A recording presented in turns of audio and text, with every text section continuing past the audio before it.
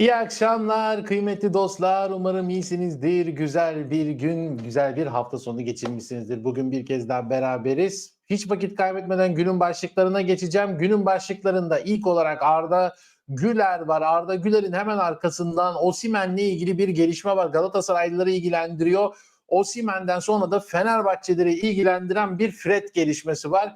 Günün 3 tane haberi var. Tabii ki bizim için önemli olan Arda Güler. Yani Arda Güler biraz uzun sürecek çünkü İspanyol basınında yazılanlar var, atılan tweetler, yorumlar, çok büyük bir hesap, 1.6 milyonluk bir Real Madrid fan sayfasının yazdığı bir yazı var ki çok önemli çünkü 1.6 milyon kişiye direkt hitap eden bir Twitter sayfası. Onları anlatacağız ama öncesinde şunu söyleyeyim. Bu yayın tabii ki canlı yayında olan kıymetli dostlarım buradalar, yayındalar. Canlı yayında olmayanlar için söylüyorum. Tam şurada Arda Güler'in fotoğrafını görünceye kadar olan kısmı ilerletebilirsiniz. Tam orada habere başlayacağım ve evet şu anda 66 kişiyiz. Çok teşekkür ediyorum hepinize. Şöyle bir bakayım. Beğenilerde bir az 13 tane beğeni var. Daha fazla beğenirsek çok sevinirim. Lütfen yayını beğenmeyi unutmayalım. Kıymetli dostlar, kimler geldi? Bugün Caferov, ne zamandır yoksun? Aleykümselam, hoş geldin. Şinasi Sayıner, merhaba Oğuzhan, dün gece Arda gerçekten takımını oynattı diyor. Ben de aynı şekilde katılıyorum yazdığınız yoruma. MP2 selamlar, nasılsın? Hoş geldin. Aleyna 1907, epeydir yoktun. Emre Kan, beklemedeyiz. İntikam FIFA Mobile. Evet. Bitti, kupalar gitti. Hadi günaydın diyor. Turgay Türk hoş geldin. Spektrum, hayırdır Spektrum? Geçmiş olsun, ne ameliyatı? Red Down TV hoş geldin Emre. Hoş geldin Red Down TV. Kerim hoş geldin. Mustafa Uçar. Arda'nın değerini anladı. Gerek taraftar gerek medya. Zaten bekledik de sezonun sonuna denk geldi. Artık ben demiştim zaten, Nasibi artık yeni teknik direktörü. Onunla ilgili de iki tane önemli, Ancelotti'nin gitmesiyle alakalı iki tane önemli haber var. İyi yayınlar demiş Salih, teşekkürler. Rebonşi hoş geldin. İlk defa canlı yayının sonuna izleyeceğim bir ayrılık gibi. Estağfurullah, çok teşekkür ederim. İbo hoş geldin. Samet Koç çok bayağı, Giray, Ali Avcı, Stop Genoisit, ne zamandır yoksun, neredesin Stop Genoisit? Hoş geldin. Mustafa Uçar geldi. Ali Avcı, Onur Soylu, Spekt, önemli şey valla. Geçmiş olsun tekrardan.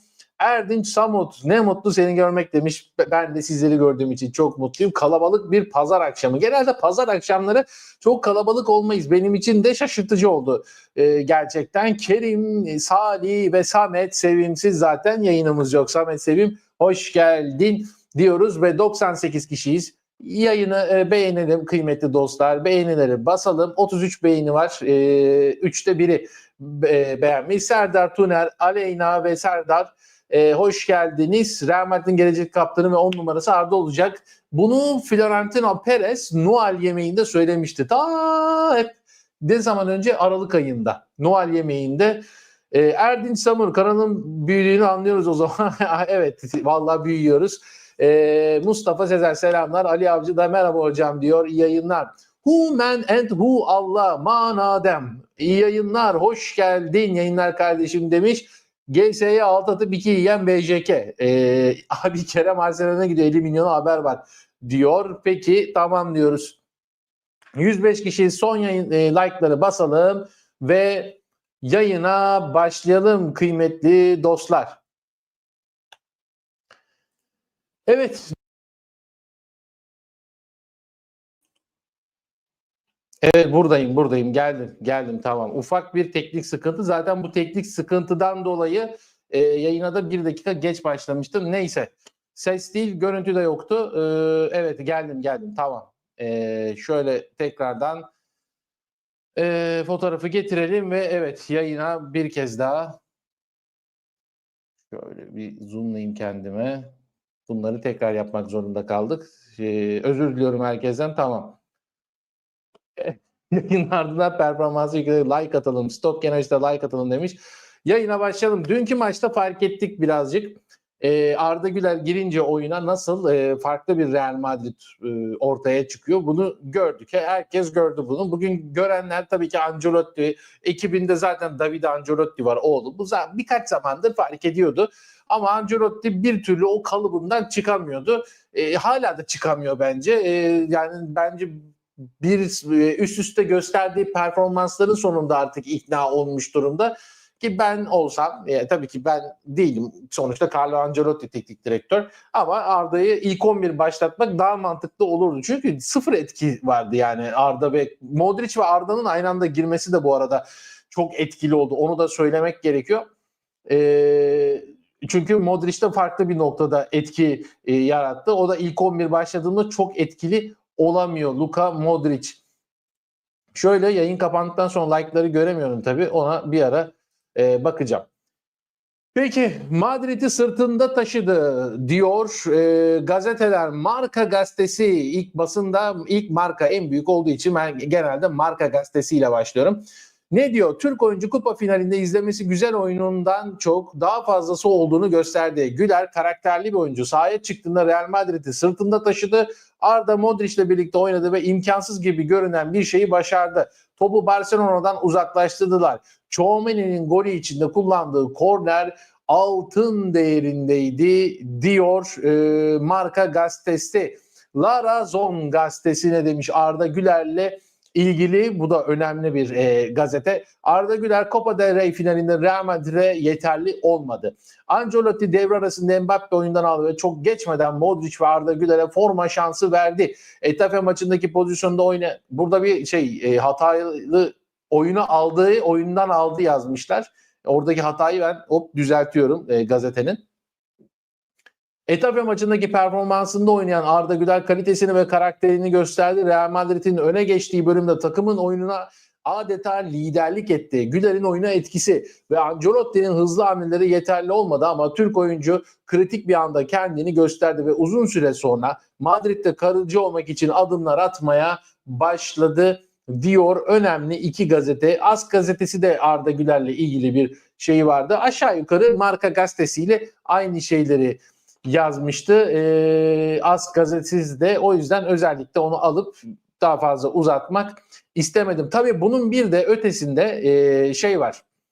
Ancelotti'nin gidip gitmeyeceğiyle ilgili haberler var. Bunları da nereden öğrendik? Bugün ilk olarak Sky Spor'da yer alan haber. Çok önemli haberlerden biri bu. Carlo Ancelotti ile ilgili Sky Spor'da yer alan haberde Brezilya milli takımının yeni teknik direktörü olmaya çok yakın. Ayrıca İtalyan teknik adamın önümüzdeki hafta Real Madrid'den ayrılması beklendiği iddia edildi. Sky Spor'da haberinde, yani Real Madrid, yani Copa del Rey finalinin haberinin detayında böyle bir şey vardı. Yani Brezilya milli takımıyla anlaşmak üzere diye. Fakat beni daha çok dikkatimi çeken İspanyol basınında COPE diye yazıyor. COPE.es haber sitesinde, ki bu radyosu da olan büyük bir haber şirketi, basın şirketi. COPE'de yer alan habere göre Real Madrid bu sezon geleceği sürekli tartışılan Ancelotti için Barcelona maçının ardından kararını verdi. Real Madrid yönetimi, Real Madrid'in La Liga'da sezonun bitmesinin ardından İtalyan teknik adamla yollarını ayırma kararı aldığı belirtildi. Ayrıca Dünya Kulüpler Kupası var. Dünya Kulüpler Kupası'nda da Ancelotti ile gitmeme kararı aldı. Artık oraya işte teknik heyetten birini getirirler, bir süre idare eder. Çok fazla Dünya Kulüpler Kupası'nı açıkçası kulüpler şey yapmıyor. Çok önemsemiyorlar. Yani önemsemeden gidecekler muhtemelen. O yüzden Carlo Ancelotti ile sezon sonu, yani lig bittiği anda ayrılmayı düşündüğü söylenmiş. Peki bu gazete ne gazete? Bu gazete Katolik inançlar üzerine yoğun haberler yapan, normal gündemi tamamen İspanyol siyaseti olan bir gazete ve bu gazetenin spor sayfası, spor eki var. Orada da tabii bazı özel haberler yapıyorlar. Bu Ancelotti'nin ayrılma kararı bu gazetede özel haber olarak basıldı. Onu da söylüyorum. AS gazetesi demiştik. AS gazetesini de ben aslında eklememiştim ama burada notların içine girmiş, çıkarmıştım. Hazır girmişken burada okuyayım. Arda Güler'in oyuna girişi Modric'le birlikte Madrid'in oyununa devrim yarattı. Real topa sahip oldu. Ayrıca Arda Güler Tchouaméni'nin Madrid'in ikinci golünü attığı köşe vuruşunu kullandı şeklinde bu kadar yazmıştı. AS gazetesi de Arda Güler'le ilgili bölümü. Benim maçın içerisindeki oraya da geleceğim. Açıkçası onun notunu ayrıyetten aldım ama Ancelotti'ye tepkileri onları bir okumak istiyorum. Sosyal medyada öfkeler büyük Ancelotti'ye. Zaten ayrılmasın, yani yolların ayrılmasının bir numaralı nedeni de taraftar tepkisi. En büyük sebebi de oyuna her zaman Arda Güler'in geç sokulmasıyla ilgilidir. Sosyal medya platformu X'te Vini Bal isimli kullanıcı bu işte büyük taraftar sayfalarından biri. Bundan sonra Arda Güler'in oynamadığı tek bir Real Madrid maçı bile izlemeyeceğim diyor. Bir başka yorumda Arda Güler gibi oyunculara güvenmediği için Ancelotti'ye teşekkür etmelisiniz. Ne futbol makinesi ama tabii ki ironi yapıyorum diyor. Teşekkür konusundan bahsediyor. Bernard isimli bu kullanıcı da büyük taraftarlardan biri. İşte 300 bin 400 bin kadar takipçisi var.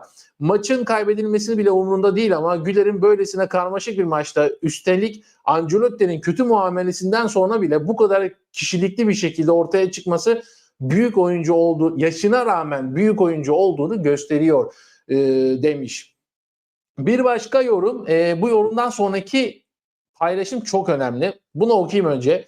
Bugün Arda Güler'in ustaca bir performans daha izledik. Bunun tadını çıkarmaya vakit yok çünkü Madridistalar bir sonraki maç onun yerine yedek kulübesinde olacağını biliyor. Bu kadar yeter. Ancelotti'yi bu takımda bir gün daha görmek istemiyorum. Buna dayanamıyorum. Arda gibi bir oyuncuyu yok etmeye kararlı bu teknik direktör demiş. Tamam. Buraya kadar hepsi taraftar, her biri bireysel isimdi bir taraftar. Bir de taraftar grubu var. Madrid Extra isimli bu taraftar grubu. Bunların da sosyal medya hesabı var. Yaklaşık 1.6 milyonluk bir hesaptan bahsediyorum. Aşağı yukarı sosyal medyada bulunan Real Madrid taraftarın büyük kısmı bunu takip ediyor. Ne demişler biliyor musunuz? Arda Güler oyuna girdi. Real Madrid'e sakinlik verdi ve bir gol pası attı. Takım arkadaşları ona pas verse iki gol kendi atabilirdi demiş. Bu çok önemli çünkü ben de bu konuya değinecektim açıkçası. Maçın içerisinde 2 defa ben Vinicius'un yani Getafe maçında da oldu bu. Bu maçta da oldu. Vinicius gerçekten gol atabilecek anda Arda Güler'e değil de işte etrafında 3 tane Barcelona futbolcusu olan Mbappe'yi tercih ediyor. Ve top zaten Mbappe'ye gitmiyor. Bununla ilgili bir pozisyon daha var. Orada da Arda Güler'i tercih etmedi. Onda da çalıma gitti yeniden. Ve 2 tane gol atabilecekti Arda Güler ki bence ilk pozisyonda soldan gelip de Mbappe'ye verdiği pozisyonda Arda Güler arkada bomboştu. Ona atsa kesinlikle bir gol atacaktı ve maç orada 3-1 olacaktı ve maç bitecekti artık. Orada Copa del Rey Real Madrid'e gelecekti. Hem de Arda Güler'in bir asiste ve bir golüyle. Yani anlatabiliyor musun bu dehşet durumu? Acayip bir şey olacaktı. Fakat Vinicius Efendi bana kalırsa o noktada takımını da sabote etti. Bak çok net söylüyorum. Bunu daha önce ben Hakim Ziyech için kullanmıştım. Galatasaray'ı sabote etti diye. Bugün de Vinicius Junior için kullanıyorum. Net bir şekilde orada Real Madrid'i sabote etti. Vinicius Junior çok acayip bir yetenek. Dünyanın şu an net en hızlı futbolcusu. Hız bakımından Mbappe'den daha hızlı. Yani atsan atılmaz, satsan satılmaz. Yapacak bir şey yok ama en azından şunu çok iyi biliyoruz. Carlo Ancelotti takımdaki dengeleri sağlayamıyor. Takımda birileri kıskançlık yapıyor çok net. Bana daha önce göndermiştiniz. Vinicius Junior'u işte sırtına almış Arda Güler'i. Öyle bir fotoğrafları var Arda Güler'in Instagram arşivinde. Ama yani bu Aralık ayında çekilmiş. Bence bir şeyler değişmiş. Vinicius Junior'da bir kıskançlık mevzusu var gibi geliniyor. Çünkü bu kadar iş yapıyor, bu kadar en değerli futbolcu vesaire goller atıyor, takımını sırtlıyor falan. Ama sosyal medyada hiçbir gündemin içerisinde değil veya basın çok da fazla Vinicius'u sadece kız arkadaşlarıyla olan ilişkileri üzerinden görüyor. Hiç futbolu ve sahada yaptıklarıyla basın çok görmüyor Vinicius Junior'u. Arda Güler sadece bunlarla basında ve sürekli olarak bir sosyal medyada TT olma durumu söz konusu. Bence bunları biraz kaldıramamış durumda gibi geliyor Vinicius Junior ve yani Arda atacağına atmayalım ve Barcelona kupayı alsın. Onun için daha iyi gibi duruyor. Getafe maçında da söylemiştim bu durumu. Abi hadi bir maçta belki o maç kafası bozuktu bir şeydi, tamam okey, ama bu maç final maçı. Bu maç herhangi bir kıskançlığı veya dışarıda yaşadığın bir problemi sahaya yansıtabileceğin bir maç değil. Öyle bir lüksün yok bu maçta. Bu maçta gol atabilecek olan kimse, yani Courtois ise gol atabilecek olan kişi Courtois'a vereceksin o topu. Yani anladınız mı? Bu öyle bir maç. Bir daha bu maçın tekrarı yok. Gitti. Bak kupa da gitti. Barcelona çat diye kaldırdı maç sonrası kupayı. Arda Güler'den paylaşım. Genç oyuncu maçın ardından flash bir paylaşımda bulundu ve taraftara mesaj gönderdi. İyi günler olacak, dün gibi kötü günler olacak ama söz veriyoruz mücadeleyi bırakarak bu beyaz formayı asla lekelemeyeceğiz. Bence bakın bu önemli bence bir mesaj, yani net bir şekilde bir mesajdı bu. Çünkü bu formayı lekelemeyeceğiz kelimesi çok normal zamanda kullanılacak bir kelime değil. Yani çok daha iyi oynayacağız, çok daha iyi başaracağız falan deriz mesela. Normal şartlarda kaybettik, üzgünüz. Bundan sonra daha çok çalışacağız ve önümüzdeki sene bu kupayı alacağız dersin mesela. Ama mücadeleyi bırakarak bu beyaz formayı asla lekelemeyeceğiz lafı bana kalırsa Arda Güler'den birilerine gönderme. Ben işte Vinicius diyebilirsiniz veya bir başka biri diyebilirsiniz veya teknik heyet de diyebilirsiniz, bilmiyorum. Ama ben birilerine gönderme olarak yorumladım. Peki bunu kanıtlayabilir miyim? Kanıtlayamam. Çünkü Arda Güler'in iç dünyasında olan bir şey. Yarın öbür gün bunu ne zaman yorumlarız onu da söyleyeyim. Carlo Ancelotti takımdan gider. Yeni bir teknik heyet gelir. İşte Xabi Alonso'nun sesleri var biliyorsunuz hepinizde. Defensa Central gibi bir gazete var. Yani önümüzdeki yaz Defensa Central belki bununla ilgili bir şeyi Arda'ya sorabilir ve Arda oradan mesajı aslında kimlere söylediğini açıklayabilir. Ama bunu çok yakın zamanda açıklamaz çünkü şu anda Real Madrid'de tabii ki bir kupa kaybedildi. Şampiyonlar Ligi yok. Lig de gitmek üzere. Şu dakikada bunu açıklamaz biraz sıkıntı olur oyuncu açısından da. Ama bu mesaj biz net olarak şudur diyemezsek bile kafamızda isimler var, dönüyor, hepimizin isimler var. Şu kesin şunadır bu mesaj diyemesek de Arda Güler'e mesajı gönderdiği kişi mesajını aldı. %100. O okudu ve bu mesajı aldı. Maçın son anlarında büyük tepki. Bu arada tabii Real Madrid kaybetti, Barcelona kazandı ama yani o hakem de yani rezalet bir maç yönetti net bir şekilde. Barcelona'yı ayan beyan kayırdı desem yalan olmaz yani. Verdiği kararlarda, pozisyonlarda çok acayip, yani maçı çok saçma. O hakem Türkiye'de bir lig maçında mesela derbi falan yönetse dünkü performansıyla stada taraftar falan girerdi. Onu da söylemek istiyorum. Rüdiger'e tepkiler var. Rüdiger'in tepkisi var. Kırmızı kart gördü. Zaten bir 13 maç ceza alma gibi bir durumu varmış Rüdiger'in de. O da Real Madrid'e artı yazar. Çünkü Rüdiger iyi bir defans değil bana göre. Real Madrid seviyesinde bir defans değil. Bütün çalımları yedi. Yani ön taraf çırpındı, mırpındı. Arda, Modric girdi. Tchouaméni gol attı. Mbappe müthiş bir füze gönderdi frikikten. Rüdiger bütün çalımları yedi ve maçı tutamadı yani. Yani beceremedi. Çok hızlı forvetlere karşı çok ağır kalıyor. Her ne kadar kademe anlayışı ve kesme noktasında mükemmel bir olsa da karşı karşıya ikili kalınca çalım yiyor yani. Acayip bir şekilde çalım yiyor. Hele Yamal gibi isimler mesela 17 yaşında fırtına gibi çocuk çat diye geçiyor Rüdiger'i. Yapacak bir şey yok onlar için. Önümüzdeki sezona bakacaklar. Bugünkü Arda Güler haberi bu kadar. Şimdi biraz geri gidiyorum. Çok fazla yorum yazıldı. Şimdiden kusura bakmayın, herkese okuyamayacağım. Can Turgay, Samet Koç, şöyle biraz daha. Mustafa Selçuk, Brahim Diaz, Fatih Şengül demiş ki Brahim Diaz Mbappe yalakalık yapıyor zaten, Arda'nın arkadaşı değil öyleymiş gibi yapıyor diyor. Bilemem, Brahim Diaz'la Arda Güler dışarıda bayağı bir takılıyorlar. Ama Brahim Diaz'ın da performansı eleştiriliyor. Şimdi sezonun ortalarında şöyle Aralık Ocak gibi Brahim Diaz da oynamadığı için Ancelotti'ye bir tepkiler vardı. Şimdi Brahim Diaz daha fazla forma şansı buluyor ama o çok fazla değerlendiremedi. Arda gibi değerlendiremedi. Arda oyuna girdikten sonra Madrid'in oyunu değişti ya. Resmen yani dinamizm kattı. Can Bilen, benim U19 için yorumumu bekliyorsun. Trabzon U19 mu? Ben onunla ilgili daha önce konuşmuştum Can Bilen, Trabzon'la ilgili. Bana kalırsa U19 milli takımının komple çıkar ki bu Mefe var ya, Akman'ın çocukları, Ayhan Akman'ın çocukları. Yani o kaptan yapmışlar orada. Yani bırak şu Trabzon U19'da kaptan olmayı, yedek kulübesine giremez. Direkt Trabzon'u geçir abi oraya. Milli takımı full Trabzonspor'u geçir. Ben onu daha önce söylemiştim. Şöyle bakayım. Turgay Türk altyapı teknik direktörden biri geçici olarak sezon sonu geçiştirebilir. Muhtemelen sezon sonu ligde böyle gidecek ama işte Dünya Kulüpler Şampiyonası falan var ya, böyle bir şey çıkardılar şimdi. Oraya işte böyle bir teknik heyetten birini geçirecekler diye düşünüyorum. Real Madrid'in yapamadığını Trabzonlu gençler yapacaktır diyor. Arda şekilde söyledi. Kendisi orada oynamak istiyor. Yaşı küçük olduğundan ısrar etmekten ziyade kendisi nerede şans verirse orada oynamaya çalışıyor. Başka şansı yok zaten. Ancelotti.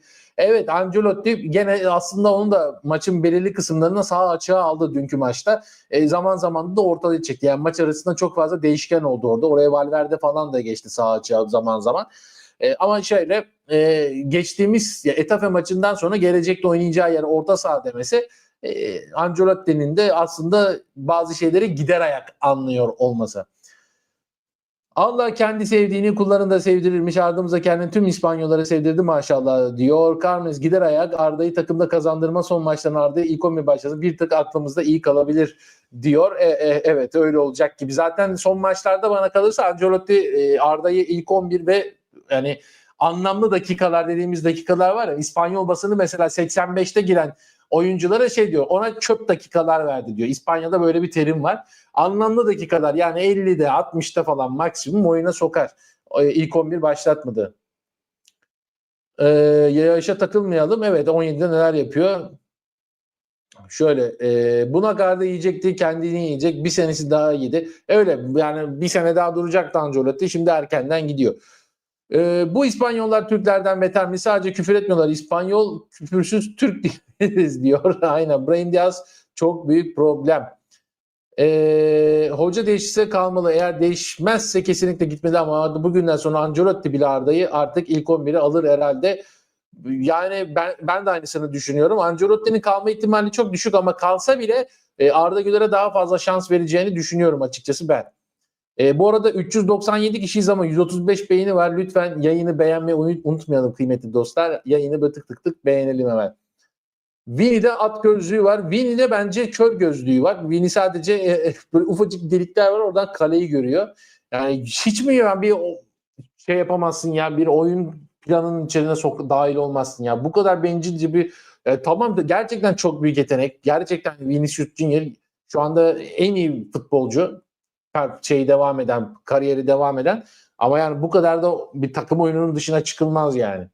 Cristiano Ronaldo ve Messi zamanının en iyi futbolcularıydı. Yani Cristiano Ronaldo ve Messi şu 2010-2013 yılları arası mesela, o 3 sene veya 2008'den 2015-16'ya kadar söyleyeyim. Ya bu adamlar dünyanın en iyisi olurken kendi başlarına iş yapmadılar. Takımla beraber iş yaptılar. Takımla oyununu mükemmel bir şekilde oynadılar. Aynı zamanda da gol attılar ve şov yaptılar. Vinicius'ta o yok. Ama sadece yetenektir, beyin, IQ da önemli diyor. İntikam Mobile, altına imzamı atarım yani. Hepsi egolu. Mbappe'si birisi, ne biçim takım arkadaş. Bu egoları yenecek tek bir isim vardı. Ancelotti'ydi. Ancelotti egoları yenmek yerine egolardan beslenen bir teknik direktör olduğu için bu da onun kuyusunu kazmış oldu. Kendi kuyusunu kendi kazdı. Evet, Arda parlamasın, amaç bencillik ama göndereceğiz ve son zamanlarda bir hiç Mbappe'de aynı takımda yeri yok diyor Red Down TV. Bakalım, Arda'ya mobbing yapıyorlar resmen. Brahim'in pozisyonu çıldırttı diyor Spectrum. Evet, bir de Brahim'in pozisyonu var, doğru söylüyorsun. Powerman, Arda'ya özellikle pas atılmıyor diyor. Ömer Ahmet Biskin de yıldızı sevmez diyor. Alpay Çavuş, hoş geldin. Ancelotti gittiği zaman takımın asları Arda'yı dışlamaya devam ederse durum gene vahim olur. Allah Arda'nın yardımcısı olsun demiş ama şöyle bir şey var. Şimdi yeni bir teknik direktör geldi ve Arda'yı kilit olarak merkeze koydu. Ve sürekli ilk 11 başlatıyor. Yani o megolar hepsi bir yerden sonra sen sahada kötü olursan, yani o pası atman gereken yerde bir maç, 2 maç, 3 maç atmadın. 4. maçta sana taraftar ıslıklarla tepki gösterir. Bu noktaya hiçbir futbolcu, İbrahimovic bile bu noktaya getirmez kendini. Dünyanın en egolu futbolcusudur İbrahimovic. O bile getirmez kendini. Nerede fren yapacağını bilir. Eğer ki yeni teknik direktör Arda Güler'i sürekli ilk 11 oynatmaya başlar, devam ederse bu ego patlamaları tamamen sona erer yani. Bu tamamen teknik direktörle alakalı bir durum. Mesela aynı şeyi Valverde niye yapmıyor? Valverde ile Arda'nın paslaşmalarını ben bayılıyorum yani. Boşta olmadığı zaman bile Valverde Arda'yı tercih ediyor. Çünkü dikkat ederseniz Arda neredeyse 0 top kaybıyla oynuyor. Yani şimdi ben onun notunu çıkarmadım. Dünkü maçın istatistiklerini. Arda ya bir top kaybı var ya da yok yani. O kadar az maç boyunca, oynadığı süre boyunca. Ve zordayken bile mesela Valverde, Modric, Arda'yı tercih ediyorlar. Arkada Rudiger mesela topla çıkarken, ki Rudiger çok az çıkıyor. Dünkü maçta olmadı ama daha önceki maçlardan bahsediyorum. Arda'yı tercih edebiliyor ama ben şeyi görmüyorum mesela. Özellikle Vinicius Junior, Arda bomboş kaleye gidecek. Pas atmak yerine kendi etrafında dönüyor Vinicius. Yani bunları çok gördük. Yani dünkü maçtan gene bahsetmiyorum, genel olarak. Barcelona gol atınca tüm kulübe takım nasıl seviniyordu? Birlik var adamlarda. Kesinlikle Fidel. Ona ben de dikkat ettim. Real Madrid'in takımında bir birlik de yok yani. Öyle bir sıkıntı da var. Yani takım olarak bir arkadaş olamamışlar ama bu yine teknik heyetin yapabileceği bir şey veya beceriksizlik zilinin göstergesi. Başka bir şey değil. Sonra 17 yaşındaki Cennet Mahallesi'ndeki Aliş Yamal'ın istersen 10-0 öne geçsen yenerdik diye eziklemesini dinlersin. Aynen öyle. Xabi Alonso gelmeli diyor şair Sonat. Xabi Alonso gelebilir. Bu durumlar Arda'yı psikolojik olarak da güçlendiriyor. Kesinlikle öyle. Ohotnik, hoş geldin Ohotnik.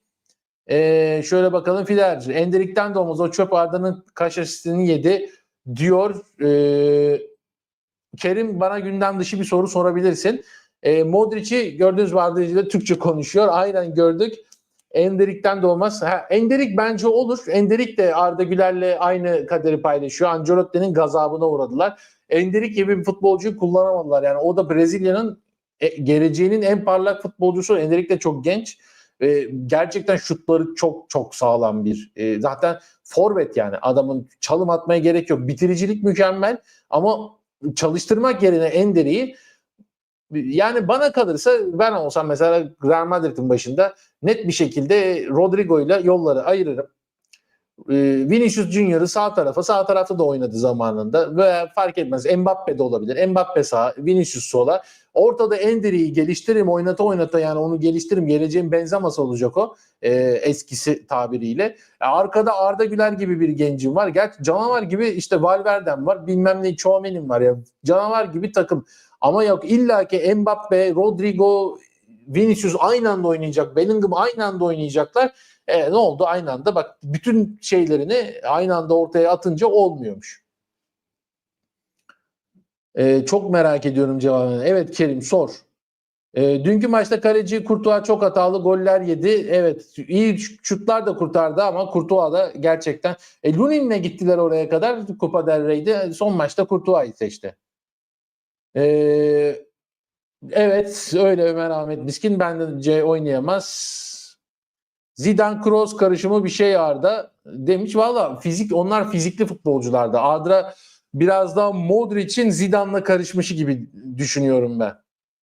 Çünkü yani Zidane ve Kroos uzun boylu, yani fizikli futbolcular. Trabzonspor altyapısına oraya geçecek adam yok bu memlekette. Çünkü altyapıların büyük kısmı torpil. Valla altyapıların %99'u torpil desek yanlış olmaz. Valla Almanya aşırı gündem oldu ya. Senin düşüncen spor. Hiç sıfır bir bilgim. Benim dövüş sporlarıyla pek alakam yoktur. Kerim, o yüzden cevaplayamayacağım. Celil Demircan, iyi akşamlar Antalya'dan. Antalya'ya selamlar. Ancelotti Brezilya uçağı için first class uçak bileti aldı. Arda Güler'in Real'in orta sahasının yeni patronu olan Vinicius Junior Müslüman olup Suudi Arabistan'a yerleşmesi kesin diyor Celil Demircan. Arda ilk 11'i almaya az kaldı Muhammed Emir Özkaraca. Ben de diyorum ki önümüzdeki sezon ilk 11'i garantiler artık. Brahim Diaz'ın Arda Güler'le kıyaslaması çok komik. Arda Brahim gibi bir çocuğun yanında baba gibi duruyor demiş. Gördüm Arda 10 numarada oyuncu neler yapıyor. Kanemici kesinlikle öyle. Arda Güler'in yeri 10 numara. Robben Schneider gibi adamları beğenmeyen bir taraftar grubu. Valla Schneider'de başka durumlar da oldu zamanında. Schneider'le ilgili de çok acayip bir hikaye var. Schneider biliyorsunuz Real Madrid'in kaptanıydı. Ve kaptanken ona yol gösterildi. Dediler ki biz seninle devam etmeyeceğiz artık. Ama evet taraftarla da bir sürtüşmesi olmuştu Schneider'in. Sonra da Jose Mourinho arıyor Schneider'i. Gel Inter'e biz Şampiyonlar Ligi alacağız diyor. Ve bir sene sonra Schneider Inter'le Real Madrid'in sahasında Santiago Bernabéu'da Şampiyonlar Ligi kupasını kaldırıyor. Bence Schneider için müthiş bir hikaye yani bu. İntikam soğuk yenen bir yemektirin vücut bulmuş hali. Xabi kulüp efsanesi Ego. Xabi Alonso geldi mi kimse Xabi'ye çıt diyemez. Ben o kadar söyleyeyim yani. Çünkü dediğin doğru, kulüp efsanesi. Fidel, bu Brahim kadar düz beceriksiz topçu yok. Ne işi var Real Madrid'de? Çünkü hızlı ve sol ayağı iyi. Önemli olan hızlı. Yani Ancelotti'nin oyun kurgusunu biliyorsunuz. Yani kaleci dahil herkes gibi, Ceylan gibi koşmalı. Arda dünyanın aktif en iyi 10 numarası. Bence 5 maç oynasın üst üste kimse formayı alamaz. Kanemici sezon başından beri diyoruz. Sezon başından beri dilimizde tüy bitti. Brahim hep aşağıda. Evet, stop generesi de Brahim genel olarak kafası aşağıda. O konuda haklısın. Çok fazla o şeylere gidemiyor. Yani top kafasını hep topla beraber koşuyor. Koşuyu iyi yapıyor. İyi yapıyor ama işte onu yapan zaten Vinicius, Rodrigo, Mbappe hepsi yapıyor yani onu. Bazıları kendisi için. Valverde takım için oynuyor. Kesinlikle bakiyim. Valverde de bu kulübün efsanelerinden biri olur. 3 top kaybı var demiş. Evet, 3 top kaybı uzatmalarla beraber çok da bir şey değil yani. Tamam, okudum Kerim. Çok merak ediyorum. Hiçbir fikrim yok dövüş sporları konusunda. Çok fazla takip ettiğim bir spor değil. Çok eskiden Amerikan dövüşünü takip ederdim. Hollywood Hogan'lar, Big Sexy'ler vardı. O bayağı eski. Ama ondan sonra o ilgimi kaybettim onlara karşı da. Ben mesela bir Rey Mysterio hayranıydım küçüklüğümde ama dediğim gibi büyüyünce işler değişiyor. Like atın arkadaşlar. Destek çok teşekkür ederim. Kürşat Erener ekrana da getireyim. Like atın lütfen. Ve evet, çok fazla yorum var. Yani 2 saat yayın olur. Hepsini okuyamayacağım. Kusura bakmayın şimdiden. Şöyle bir bakayım. Valverde, Yero gibi efsane olacak bu gidişle. Kesinlikle ben efsane olacağını düşünenlerdeyim. Flash TV Amerikan güreşi. Evet. Madrid 2 senedir takip ediyorum. Önce Ancelotti, sonra tüm takım Arda'ya sırtını dönmüş durumda. Modric bile buna dahildir. Yok, o kadar değil. Yani Modric falan dahil olduğunu düşünmüyorum ama bak Aleyna'nın dediği doğru. Bak Bellingham'ı 8 numaraya çekip Arda'yı 10 numara oynatmalılar. Yani bir şey söyleyeyim mi? Çok da önemli değil yani. Arda 10 olsun, Bellingham 8 olsun. Arda 8 olsun, Bellingham 10 olsun. İnan hiç fark etmiyor ama tam olarak bu senaryoda bir orta saha gerçekten çok efektif bir Real Madrid kanalı yaratır orada forvet hatlarında. Bencil oyuncularla takım oyunu oynanmaz. Bencil oyuncularla halı saha maçına bile gidilmez. Biz yani erkekler bilir özellikle. Şimdi kadın izleyicilerimiz çok fazla halı saha maçına gitmiyordur muhtemelen. Gidenler varsa bilmiyorum. Ama erkekler bilir. Biz yani halı sahada kendi başına bencil hareket edeni bir hafta sonra çağırmayız yani aramayız. Ondan gizli yaparız maçı. Bu iş böyledir. Gerçekte de böyledir yani. Hiç Barçın oyuncunun elini sıkmadı. Hatta suratına bile bakmadı. Valla bu gece saat 11'de başladı. Kupa merasimi artık 2 olmuş. Sabahın 5.30'da kalkıyoruz çalışmak için. O yüzden artık dayanamayacak noktaya geliyoruz. Maç bittikten sonra biraz baktım ve kapadım. Merasimi izlemedim. Çok mu geç kaldım? Evet, Arda bölümü bitti. Diğer haberleri anlatıp yayını kapatacağız. Arda Barça'da olsaydı Rafinha, Yamal, Pedri, Arda top vermezlerdi. Kanemici Barcelona'da olsaydı ben de Arda daha fazla forma giyeceğini düşünenlerdenim. 10 numara kalmadı ki hocam. Ya 10 numara kalmadı da şimdi merkez orta saha ve ofansif orta saha mevzusu var ya, işte o geçişe. Onu 10 numara. Yoksa tabii ki Alex gibi, Schneider gibi 10 numara dünya futbolunda yok artık, öyle bir 10 numara. Ben sadece mevki olaraktan bahsediyorum. Bunu daha önce ben açıklamasını yapmıştım. Neden artık 10 numaranın kullanılmadığı yeni futbol sisteminde. Hatta bununla ilgili bir bilgisayar bölümüm var ya, benim bilgisayar haberler yapıyorum. Bu 10 numara artık neden kullanılmıyor ile ilgili oraya da bir şey hazırlıyorum gerçekten. Onunla ilgili de bir video var. Metnini hazırlıyorum. Onu da yayınlayacağım. Tayfun hoş geldin. Tufan abi breaking. Carlo Ancelotti set to leave after Liga Don. Xabi Alonso hangi gazete? Mario, dur kaçtın. Mario Cortegana. Bu ne zaman atmış bunu Mario? Onu da son dakika mı yani? Ben şimdi mi atmış? Tamam. Sen onu yazarsın. Bellingham artık kaçmış tabii. Şimdi Ercan, Fenerbahçeliler şimdi burada tavır koyacak yani. Yapmayalım. Fenerbahçe Galatasaray kavgası yapmayalım burada. Mert Hakan, Felipe Melo kaçmış desem ben de. 10 numara katili Pep Guardiola. Hakikaten o Pep Guardiola başlattı onu ve gerçekten de bu iş oldu ve devamı da gitti yani. Evet, geçelim şimdi diğer haberlere. Çünkü Osimhen'le ilgili de gelişme var. Galatasaraylıları çok yakından ilgilendiren bir haber. Osimhen'le ilgili Manchester United vazgeçti denmişti. Geçtiğimiz günlerde İngiliz basınında yer alan haberlerde Manchester United'ın Victor Osimhen'e 300 bin sterlik, haftalık 300 bin sterlik maaş beklentisinden dolayı transferden vazgeçtiği ilerlemişti ama adadan son gelen haberler farklı. İngiliz basınında Mirror gazetesi önemli bir gazete. Manchester United teknik direktörü Ruben Amorim, Victor Osimhen'i yaz transferi için önemli hücum alternatifi olarak belirledi ve Chelsea'nin 40 milyon sterlin yarıştan çekilmesiyle bu yarışa daha da güçlendi Manchester United adına. Dünyaca ünlü santraforun İtalya Serie A kulübü Napoli ile 2026 yılına kadar sözleşmesi bulunuyor. Yıldız futbolcunun güncel piyasa değeri 70 milyon euro. Ruben Amorim demiş ki yönetime, siz bu maaş için falan vazgeçtiniz ama ya benim planlarımda Osimhen var demiş Ruben Amorim. O yüzden Manchester United'ın yönetimini sıkıştırmış. Ve Manchester United yönetimi de başarı istiyorsanız para harcayacaksınız demiş adamlara. Net bir şekilde 70 ise 75 verin, 75 ise 80 verin gibilerinden bir diyalog var. Mirror gazetesinde açık açık yazıyor. Şöyle Manchester United yakın zamanda bu işte haftalık şeyini beğenmediler ama galiba ödeyecekler o parayı, 300 bin sterlini haftalık ve şeyle anlaşacaklar. Osimhen'le anlaşacaklar. Haftalık 300 bin, 601 milyon ayda. Yani senelik gene 13 milyon, 12-13 milyon sterlin gibi bir şey. Bir rakam yani, çok büyük para. Osimhen'in istediği, bunu vermeniz lazım demiş. Ve verecek gibiler. 75 milyon da oraya, bir senelik 100 milyon sadece Osimhen'e, ama zaten Manchester United'ın bu parayı harcaması lazım yani. Yoksa çöp gibi bir takım oldu Manchester United. Osimhen'le ilgili iddialar bunlar. Şimdi Fenerbahçe ile ilgili bir gelişme var. Fenerbahçelileri de yakından ilgilendiriyor. Endişelendiren gelişme dediler bugünkü Fenerbahçe ile ilgili habere.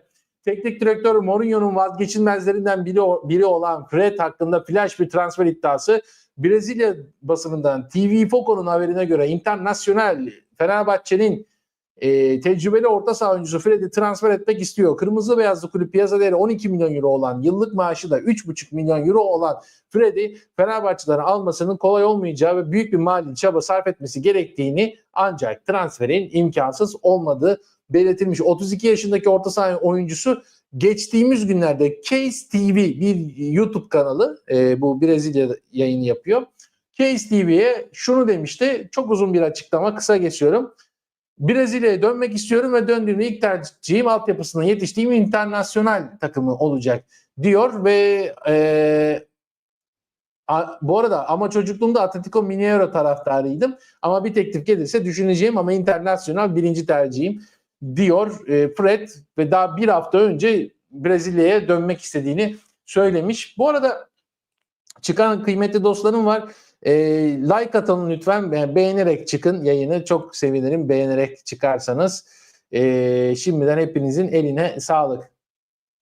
Arya Çiper, ben yayını başa sarıyorum. İyi geceler. Çok teşekkür ederim kıymetli dostum Arya Çiper. Ve bugünkü haberlerde bu kadardı. Şimdi Kürşat Enener, Trabzonspor 19'u şampiyonası benim için bu sene olumlu geçmiştir diyor. Benim için bu sene çok olumlu geçmiştir. Yani herhangi bir takımın, Fenerbahçe veya Galatasaray'ın Süper Lig'deki şampiyonluğunun milyon katı da kadar değerli bir şampiyonluk Trabzonspor 19'un olası kazanacağı. Rakip çok zor, Barcelona, ama imkansız değil. Vini Madrid'in beka sorunu demiş. Fred'i bırakan Ali Koç'u kurban etmek lazım. Valla bilmiyorum, Fenerbahçe hala Ali Koç'la devam etmek istiyor mu? Fenerbahçe'nin yönetimi. Yani bazıları var, olay çıkarıyorlar bu kongrelerde, kavga çıkıyorlar ki bir zamanlar en büyük Ali Koç düşmanlarıyken ne oldu da bir anda 180 derece döndünüz diye soruların ardından Ali Koç destekçisi oldular. Ama bilmiyorum, bence Fenerbahçe çok yanlış yapıyor Ali Koç'la devam ederek.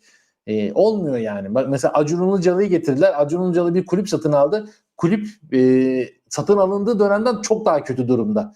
Oyun olarak, lig olarak, ligdeki konumu olarak. Ama para, abi parayla, yani parayla değil ki her şey yani. Beşiktaş'takilerdeki çok mu para var? Ali Koç kadar zenginler mi? Veya Dursun Özbek Ali Koç kadar zengin mi? Yok, değil. Ya Galatasaray Fenerbahçe kredi vermeyecek, Galatasaray Fenerbahçe'nin mali durumunu yönetemeyecek bir yönetim kadrosu olması mümkün değil ya. Zaten devlet destekliyor yani bu üç kulübü. Yoksa bu üç kulübe bir şey olsa millet zaten ayaklanır yani.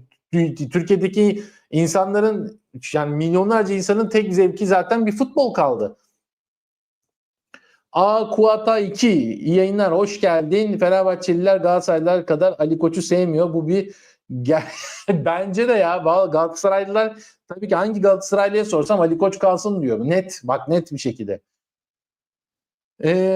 Kulübün mali durumu Ali Koç bile kurtaramıyor. Ya kaç, 19 milyar lira gibi bir rakam çıkmış ya, borç. 19 milyar lira ya, çok astronomik bir rakam yani. Bu nasıl oradan kurtarılacak? Hiçbir fikrim yok. Yani bu her sezon sat bütün herkesi, al yenilerini. Sat al, sat al, ama bak ne oldu? 19 milyar lira. Şöyle bakalım. Bu yayın en güzel canlı iken izleniyor. Tekrar yayınlar fazla heyecanlı. O zaten şey yani, spor kanalı olduğum için biz bir maçı da şimdi skorunu bilsen de bilmesen de tekrarını açsan aynı heyecanı yakalayamazsın. Biraz ondan herhalde. Hala borç çıkıyor. Garip gelecek. Bu kadar oyuncu satıp alırsan zaten borç çıkar. Yani şimdi bir şeyler hesaplanırken şunlar işte, atıyorum ki Kim Min-jae'yi sattı bilmem kaça. Onu sattı buna. Ferdi'yi sattı 30'a. Şöyle baktığın zaman lan bu adam buna gelmiş 30'a satmış. Bu kadara gelmiş şu kadara satmış. Kârda da şimdi sen bu Ferdi'yi getirirken menajerine kaç para verdin? Ferdi'ye maaş kaç verdin? Kim Min-jae'ye maaş ne veriyorsun? Millete ne maaşlar verdin buraya getirene kadar? Oyuncuların verdiği maaşlar, o hani Fanatik Gazetesi'nde falan yapıyorlar ya işte, Fenerbahçe şu kadar aldı, şu kadara sattı. Tamam, o oyunculara verilen maaşlar, onları ekle, menajerlere verilen maaşlar, onlara ekle. Bir bakıyorsun zaten onun başa baş gelmiş zaten. Bir Ferdi'den kar etmiştir, bir Kim Min-jae'den kar etmiştir. Yoksa kaç sene oldu artık Salih Malih falan, yani bunları geçin, tamam, çok çok başarılı işler yaptı. Ben Atilla Salahi falan, yani ama çok böyle astronomik rakamlara da gitmediler Ferdi dışındakiler de yani. Sen zaten Cenk Tosun'a verdin kaç para? Cengiz Ünder'e verdin kaç para? Çağlar'a verdin kaç para? Talisca'ya verdin kaç para maaş veriyorsun Talisca'ya? Yani bunların hepsini hesaplamıyorlar. O transferler sadece aldım sattım paraları üzerinden. Aldın sattın da maaşlar, menajerlerin paraları, onları falan hesaba kattın mı işte böyle kongrede 19 milyar lira çıkıyor karşına. Yok, maaş olarak söylüyorum, maaş olarak. Cenk Menk onları maaş olarak söylüyorum. Yoksa Ferdi de çok komik bir rakama geldi ya. 300 bin euroya mı ne geldi yani mesela. O çok iyi bir transfer başarısı. Ama tabii ki teknik direktörler var. Teknik direktörlere verilen paralar. Yani giden, tabii ki maaş yükü. Yani bu sadece Fenerbahçe için de geçerli değil. Galatasaray'da da aynı şey. İşte kimse sözünü etmiyor ama yani Icardi'ye 10 milyon euro verdiler bu sezon. Verecekler daha doğrusu Mayıs ayında hak edişini. Adam bir sene yattı. Osimhen'e vereceğin 12 milyon euro. Kafadan 22 milyon euro. Ya ne paralar. Diego Carlos gibi oyuncu 10 milyon bonservis verdi. Hakikaten Diego Carlos gibi oyuncu 10 milyon bonservis verdi ve onun oynadığı ilk maçta da puan kaybettin. Şampiyonluktan elendin gibi bir şey yani şu anda. Kalmıyor tabii. Ferdi'ni ya işte mesela Sacha Boey'i sattı Galatasaray 30 milyon euroya. 33 milyon euro mu ne harcadı sağ beke? Saça Boya'dan sonra. Ha, o paranın ne anlamı kaldı ki sattığının? O zaman Boya'yı satmasaydın o da gitti orada perişan oldu zavallı. Boya'yı satmasaydın o da Galatasaray'ın efsanesi olurdu işte. Diego Carlos Hoca'da ki ben bayağı ümitliydim Diego Carlos'u. Skriniar'dan daha ümitliydim ama bu sefer yanıldım. Yapacak bir şey yok. Bazen sakatlanmasaydı ama Diego Carlos sakatlanmasaydı kesinlikle Skriniar'dan daha iyi defanstı. Şu anda Fenerbahçe kayyım atanır mı ya? Ya herhangi bir Türk kulübüne kayyım atanabilir mi? Yani öyle bir şey olabilir mi? Yani olması için çok acayip olayların dönmesi lazım yani. Spordan çıkması lazım bazı şeylerin. Yani şöyle bir şey, şair Sonat sadece 40 oyuncu satmakla da değil yani Türk kulüpleri Avrupa'da bir başarı yakalayabilirse yani anlamlı bir başarıdan bahsediyorum. Öyle bir işte ön eleme veya işte son 16 falan değil yani. Şöyle bir üst üste bir iki çeyrek final görsek bir şeyde turnuvada. Hadi bu Şampiyonlar Ligi olmasın, UEFA konferans olsun. Yani biz bir yılda iki tane takımımıza Şampiyonlar Ligi'ne taşıyabilsek zaten o iki takımı kurtaracağız. Ama biz yani takımlarımızı Şampiyonlar Ligi'ne taşıyamıyoruz. Oradan bir gelir elde edemiyoruz. Yani düzgün bir futbol olsa Türkiye'de, düzgün hakemler olsa futbolu yöneten bu yayın gelirleri artacak. Bütün dünyada izlenmeye başlayacak. Ama yani kimse Türkiye Ligi'ni almıyor. Türkiye Ligi'ne giriyorsun Allah aşkına şurada az evvel Twitter'da gördüm kaçak yayın açmışlar. Maçı 100 bin kişi izliyor ya. 100 bin kişi. Ya 400 lira kadar bir şey. Ya bunu ben şey yapmıyorum. Ekonomik şeyine girmiyorum. Yani insanların ekonomisi var. 400 lirayı bile vermeye insanlar. Gerçekten bu durumu anlıyorum ve o konuya girmiyorum. O konuda herkesi de haklı görüyorum. O ayrı. Ama bu insanların birazcık yani bu 400 lirayı maça verecek kadar şeyleri olsa 100 bin kişiden 80 milyon lira eder.